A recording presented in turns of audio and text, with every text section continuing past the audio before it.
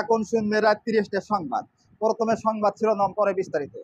আগামী ২৩শে নভেম্বর রোজ বুধবার মাকড়সার এক বিশাল ভোজসভা। অপরদিকে পাটকেলগাড়া নিরীহ ভিতরে একটি চাউলের খনি। এদিকে নবীনগরে একটি ঘোড়ার গাড়ি চাকা বাস্ট। অপরদিকে বঙ্গোপসাগরে পানি পড়ে সরকার। সংবাদ শিরোনাম শুনলেন, এবার শুনলেন বিস্তারিত। আগামী ২৩শে নভেম্বর রোজ বুধবার মাকড়সার বিশাল এক ভোজসভার আয়োজন করা হয়েছে। উক্ত ভোজসভায় প্রধান বক্তা হিসেবে গুরুত্বপূর্ণ বক্তব্য রাখবেন দেশের বিশিষ্ট শিল্পপতি জনাব অ্যাডভোকেট মসাদ চৌধুরী এবং তিনাসিরা মদনানী। ভোজের উদ্দেশ্যে ভাষণ দিতে গিয়ে মিস্টার মাকড়সা বলেছেন, আমি আমার দীর্ঘদিন ধরে জাল বিস্তার করতে পারছি না, এজন্য আমি সেরা আকবরকে খাওয়ালাম যে কোনোভাবে আমার জাল যাতে ছেড়া না যায়। অপরদিকে পাটকেলগাড়া ব্রিজের উপরে একটি ঘোড়ার গাড়ি চাকা বাস্ট হয়ে ৭০ জন আহত এবং কতগুলো নিহত হয়েছে। আহতদেরকে জ্যান্ত পুঁতি ফেলা হয়েছে এবং নিহতদেরকে পাশের একটি মোটর গাড়িতে ভর্তি করা হয়েছে। অপরদিকে কাটাখালী নিরীহ ভিতরে একটি চাউলের খনি পাওয়া গেছে। তাতে ৩টে থেকে ৩.৫ চাউল পাওয়া গেছে। আরো চাউল পাবো বলে আমাদের কাটাখালী সংবাদদাতা বলেছেন। আমাদের কাটাখালী সংবাদদাতা এও বলেছেন, এ চাউল বাংলাদেশে থাকতে পারে, বাংলাদেশের অবমূল্যায়ন বেশি পরিমাণে দেখা যেতে পারে। তাই এ চাউল বিদেশে যাবো বলে আমাদের কাটাখালী ব্রিজের গোড়ায় ৪টি কোস্টার জাহাজ ঘষাঘষি করিতেছে। অপরদিকে কুরগাঁয়ে পাউরুটি খেয়ে স্বামী স্ত্রী আত্মহত্যা করেছে। তাকে তাৎক্ষণিকভাবে পাশের একটি সেন্টার হাসপাতালে ভর্তি করা হলে ডাক্তার বলেছেন, এদের যদি এক ফাইল ডাইমোক্রম খাওয়া যেতে পারে তাহলে এরা আবার মরি যেই ভূতেরই পাইছে যেতে পারে।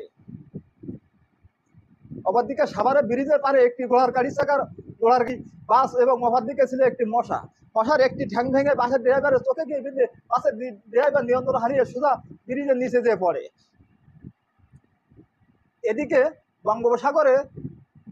এদিকে বাংলাদেশের বঙ্গোপসাগরে পানি পড়ে ছাইকরা হয়ে গেছে, মাছের কোনো ক্ষয়ক্ষতি হয়নি, সেটা কোনো নিরাপদ জায়গায় আছে।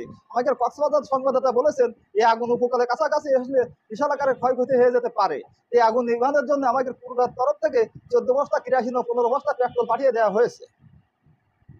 অপরদিকে বর্তমানে বাংলাদেশে মাছের অবমূল্যায়ন বেশি পরিমাণে দেখা যাচ্ছে। তার কারণ হচ্ছে একটাই, বাংলাদেশের বুড়িগঙ্গা নদী দিয়ে একটি মায়াবড়ি জাহাজ যাইতেছিল, একটি রয়নবাসের সঙ্গে ধাক্কা লেগে মায়াবড়ি জাহাজটি তলিয়ে যায় এবং জাহাজে যত মায়াবড়ি ছিল সব মাছে খেয়ে মাছের সন্ধানাদি বন্ধ হয়ে যায়।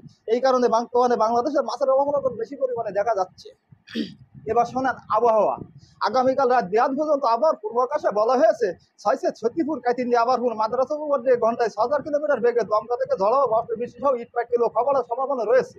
এসব এলাকায় যতগুলো কুত্তা বিড়ি লাশ মুরগি রয়েছে সবকিছু ঘরের ভিতরে দড়ি দিয়ে বেঁধে বেশি থাকতে বলা হয়েছে। অপরদিকে সাতক্ষীরা, কালীগঞ্জ, দেবনা, মুন্সিগঞ্জ, সামনগর, পাটকিরগাড়া, চুকনার, ১৮, মির্জাপুর, নওপাড়া, খলিশখালী, দৈলু, মাদ্রা, কৈখালী, কাঁচা, গোপালডাঙ্গা, হরিপুরা, বাইতিরঙ্গি, বিছায়া, কলাগাছি, হরিলং, মুগুড়া, বৈলু এসব এলাকায় শুদ্ধ উঠলে আর ডুববে না, ডুবলে আর উঠবে না। এদিকে ভত্তাপুর, মাদারীপুর, গোপালগঞ্জ, টেকেরহাট, পাঙ্গা, মাওয়া, ঢাকা, বৈরব, বৈকালী, খালিশপুর, সোনাডাঙ্গা, নিউমারী, রাজহাট, গোল্লামারী, নিরালা, বসুমালা, বানরঘাট, আরামবাগ, বেরামবাগ এসব এলাকায় বুড়ুবংশী দাঁতটাও থাকতেও পারে, না থাকতেও পারে। এই আবহাওয়া আগামীকাল রাত ২ পর্যন্ত অব্যাহত থাকবে। এবার আপনার কাছে যদি কোনো তথ্য থাকে তাহলে আমাদের সাথে যোগাযোগ করতে পারেন। আমাদের ফোন নাম্বার হচ্ছে 01552 00000 এবং 000। আমাদের পরবর্তী খবর শুরু হবে সবগুলি মরে যাওয়ার পরে।